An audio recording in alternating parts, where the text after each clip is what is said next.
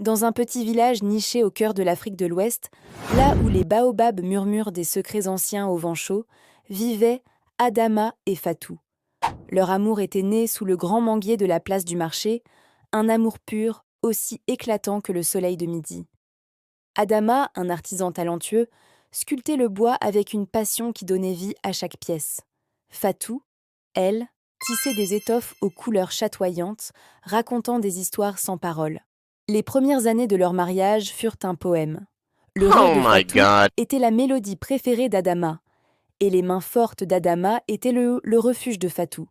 Ils construisirent leur maison, brique par brique, leurs rêves entrelacés comme les fils des pagnes de Fatou. Mais le temps, ce sculpteur impitoyable, commença à ciseler les contours de leur bonheur. Adama, dont le talent était reconnu bien au-delà des collines, devint de plus en plus sollicité. Les commandes affluaient, et avec elles, l'orgueil. Son atelier, autrefois un sanctuaire de création partagée, devint son royaume exclusif. Il rentrait tard, l'odeur de la sueur et de la fatigue accrochée à lui.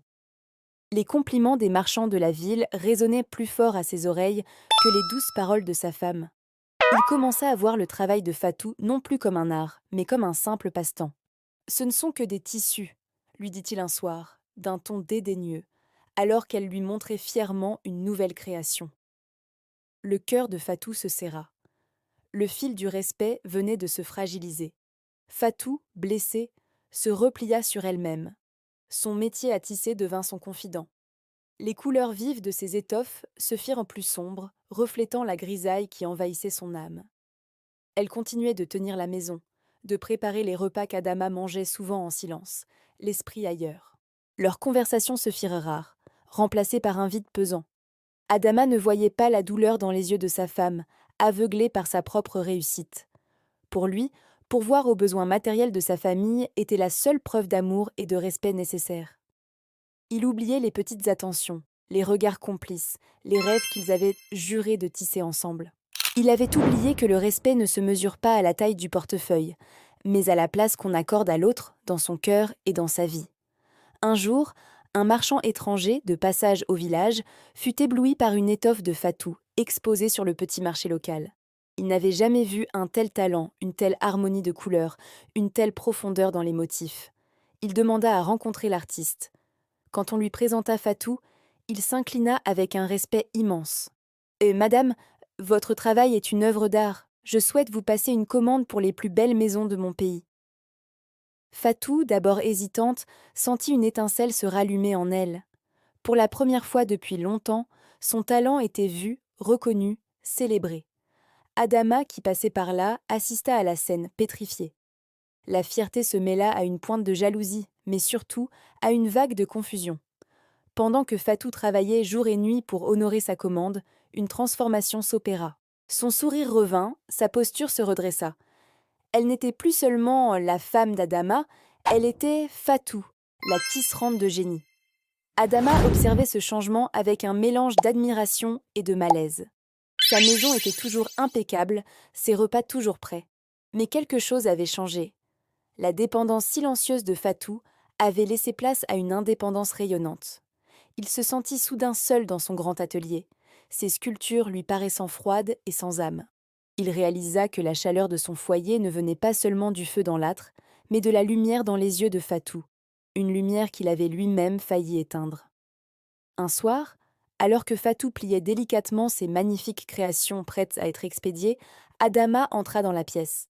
Le silence était tendu. Il regarda les étoffes, les motifs complexes, les couleurs vibrantes.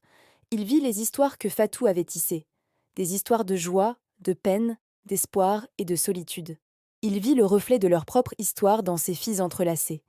Il s'approcha, prit une des étoffes entre ses mains calleuses de sculpteur. Il sentit la douceur du coton, la force du tissage. Pour la première fois, il ne voyait pas un simple tissu, mais une partie de l'âme de sa femme. Les larmes lui montèrent aux yeux. « Fatou !»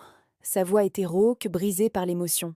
Elle se tourna vers lui, le cœur battant. « Pardonne-moi, » continua-t-il. « J'ai été aveugle, j'ai été un sot. Ton art est aussi grand que le mien, sinon plus, car il est rempli de la vie que j'oubliais de regarder. J'ai cru que construire des murs et sculpter du bois faisait de moi un homme. mais j'ai oublié de nourrir le cœur de notre maison. Et ce cœur, c'est toi, c'est nous. » Il tomba à genoux, posant sa tête sur les genoux de sa femme, comme un enfant cherchant le pardon. Fatou laissa couler ses propres larmes, des larmes de soulagement et de tristesse mêlées. Elle posa sa main sur la tête de son mari. Le silence qui suivit ne fut pas un silence de vide, mais un silence de guérison. Ce soir-là, ils ne se couchèrent pas dos à dos. Ils parlèrent jusqu'à l'aube, comme au premier jour de leur amour. Adama parla de ses peurs, de la pression du succès qui l'avait rendu arrogant. Fatou parla de sa solitude, du sentiment d'être devenu invisible. Ils redécouvrirent l'autre, non pas comme une extension de soi, mais comme un individu complet, avec ses propres rêves, ses propres talents et ses propres blessures. Le respect, ce fil précieux qu'ils avaient laissé s'effilocher, ils commencèrent à le retisser, point par point, avec patience et humilité. Le lendemain, Adama entra dans son atelier et choisit le plus beau morceau d'acajou. Il se mit à sculpter, non pas pour un riche client, mais pour sa femme. Il sculpta une navette de tisserand, l'outil de Fatou, mais il la décora de motifs qui racontaient leur histoire. Leur rencontre sous le manguier, la construction de leur maison, les larmes et enfin, le pardon. Quand il la lui offrit, Fatou pleura de nouveau, mais cette fois, de joie.